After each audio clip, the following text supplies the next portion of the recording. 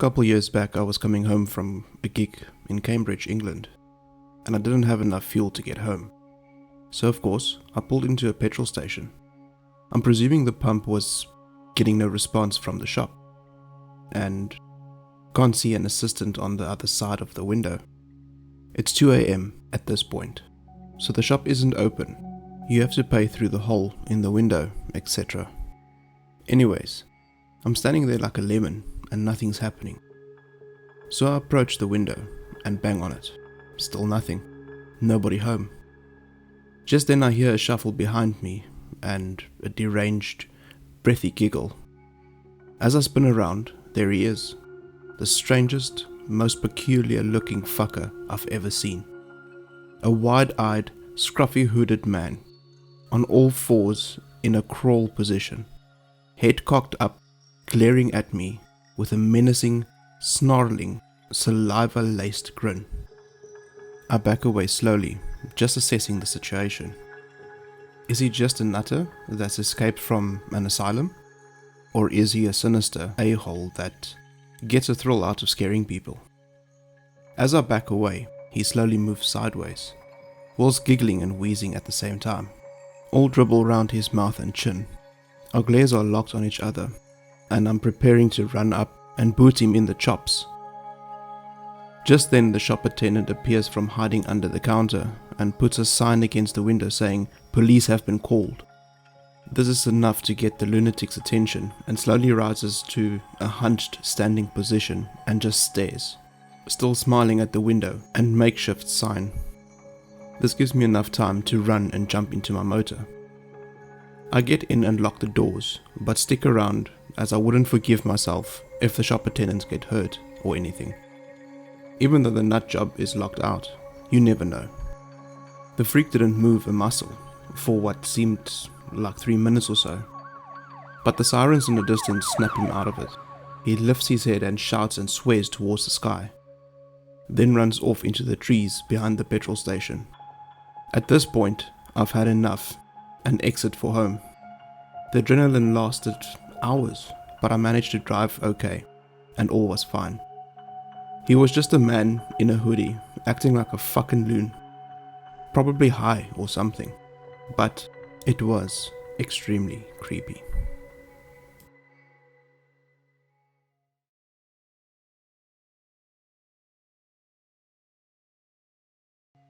I went out to the store a little over an hour ago, and on my way back home, I decided to get some gas.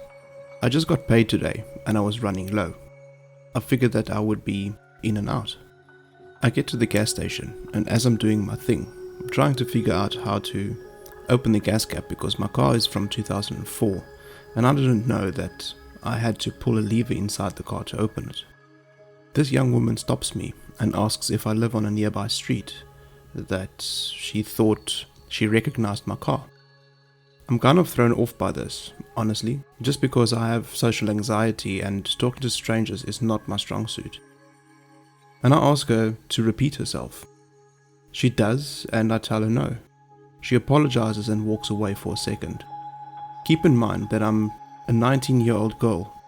This woman asking me for a ride doesn't seem too much older, maybe in her early to mid-20s. I go back to trying to figure out my gas cap and she stops me again. This time asking for a ride over to the street she mentioned before because she lives there and doesn't have a ride. I awkwardly agreed, and I think she sensed my discomfort because she started saying that she would walk, but it's really cold out and she'd preferred not to. I tell her okay, and that I just have to get gas really quick. At this point, I'm kind of hiding in my car. I'm looking up how to open my gas cap because I still haven't figured it out. And also thinking about how I'm gonna drive away without feeling like a total dick for not helping this lady out if she really just needs help. Finally, I figure out the gas cap and she's gone. I didn't see where she went, but I figured that I shouldn't stay much longer to find out. I get gas and very quickly leave. After I get home, I check my car around the areas where she was standing, just to double check that she didn't put a tracker on my car or something. There's nothing wrong as far as I can see, but I'm going to have my boyfriend check it out when he gets home. I'm conflicted. I don't know if I did a really douchey thing and assumed the worst, or if my gut instinct was right. I know that traffickers often use women as bait to kidnap girls, which is why I'm so unsure of the whole interaction. On my way home, I called my best friend just so that I could tell someone what I just experienced, and so that at least one person knew where I was. She brought up a good point, that if this girl needed a ride, how did she get to the gas station in the first place? I don't know. Was I almost trafficked?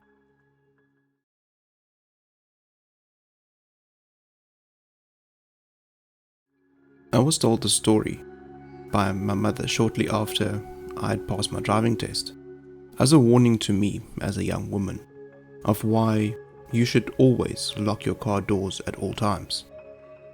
This happened to my mother's sister in the late 1980s, early 90s. When she was in her early 20s, she was a nurse at a hospital roughly 20 miles from where she lived, and was driving home from work after an evening shift. She pulled into a local gas station to get some gas, filled up her car and walked straight into the store to pay without locking her car.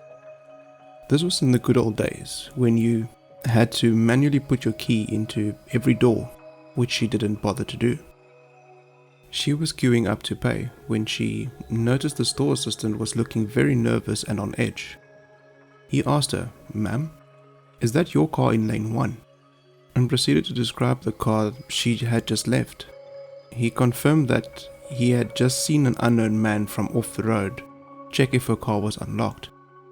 And when he found out it was, he crawled into the back seat and hid himself inside her car. He tells my aunt to wait in the store and pretend to do a massive grocery shop and waste time whilst he calls the police. The cops turned up pretty quickly and arrested the man in the car. They found a bag on him that had a balaclava, cable ties, duct tape, and a knife. If the gas assistant had never seen that man break into my aunt's car, I can't even begin to imagine what would have happened to her. I have never forgotten the story since, and anytime I ever get in the car when it's dark, I check the back seat at least twice and lock all doors at all times. I know this happened the guts of 30 years ago, but the message is still the same. Make sure you lock your car doors when you leave your car.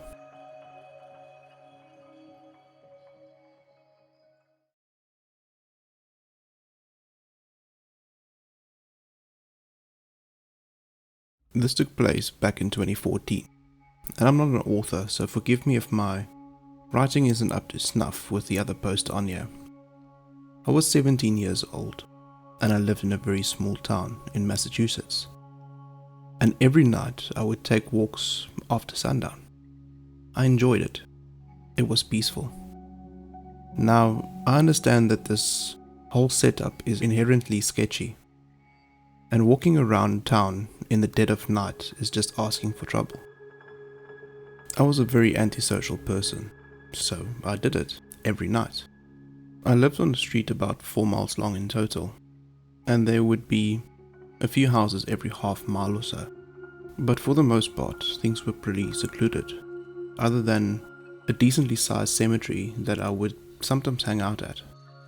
Side note, a woman had committed suicide at the cemetery after being involved in some white-collar scandal.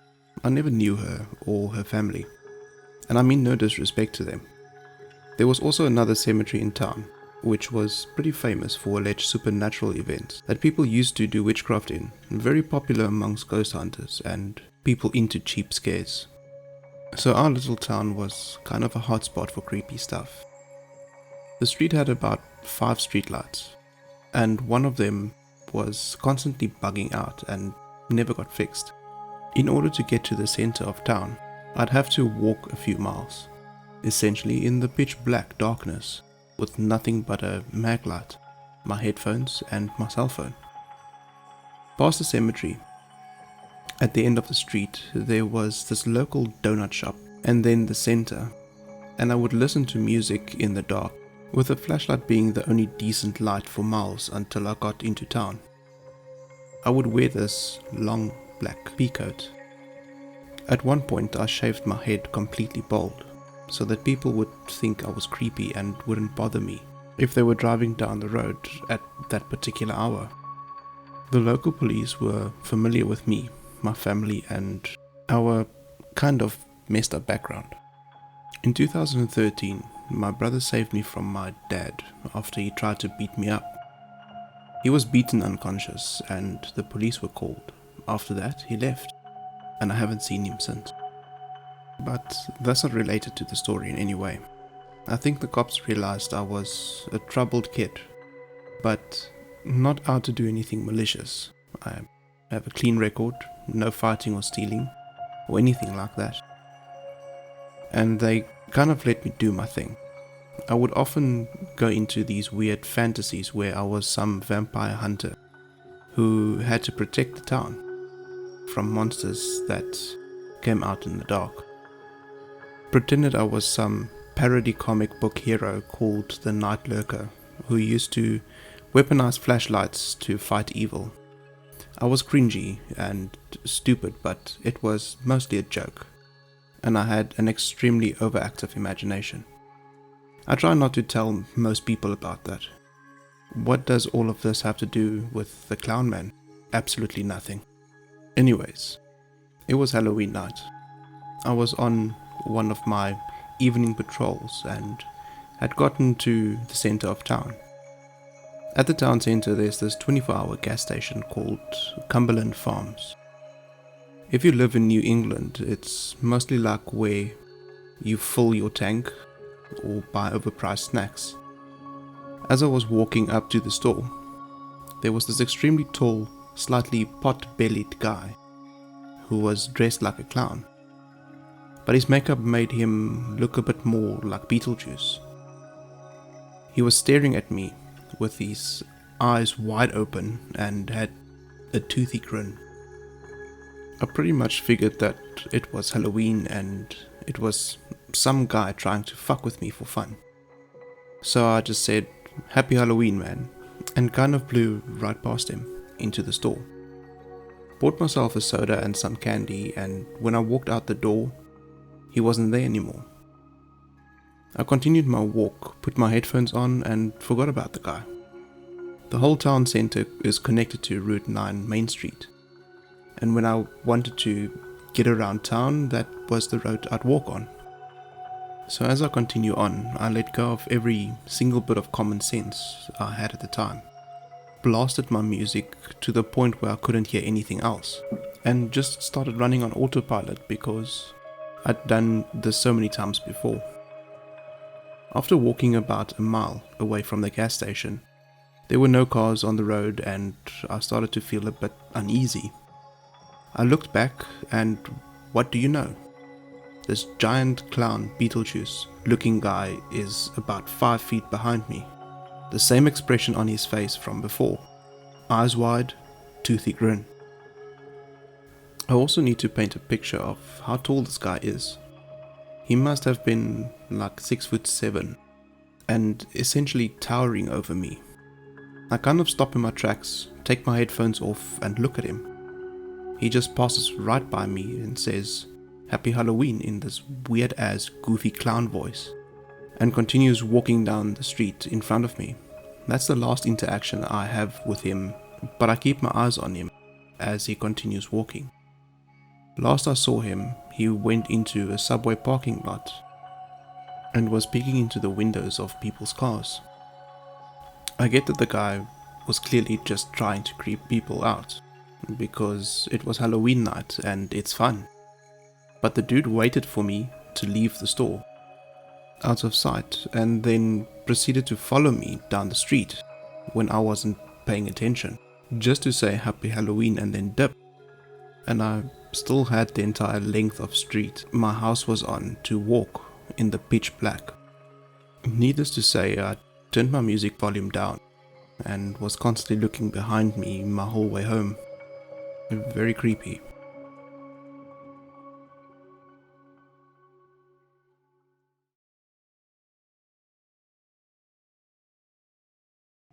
This happened about 3 years ago when I was 18. At the time, we lived in a kind of strange city with a decent high crime rate. It was more of an industrial town. The only things close by were U-Haul, gas station, grocery store, and a bunch of constructional manufacturing type businesses or abandoned buildings. My partner worked at 7-Eleven just a half mile or so down the road. I drove him to work and picked him up since he worked the night shift and I didn't feel comfortable letting him walk to and from. It was around midnight or so, one of his work nights, and he'd asked me to come visit him since they weren't extremely busy. This is something I do semi-frequently.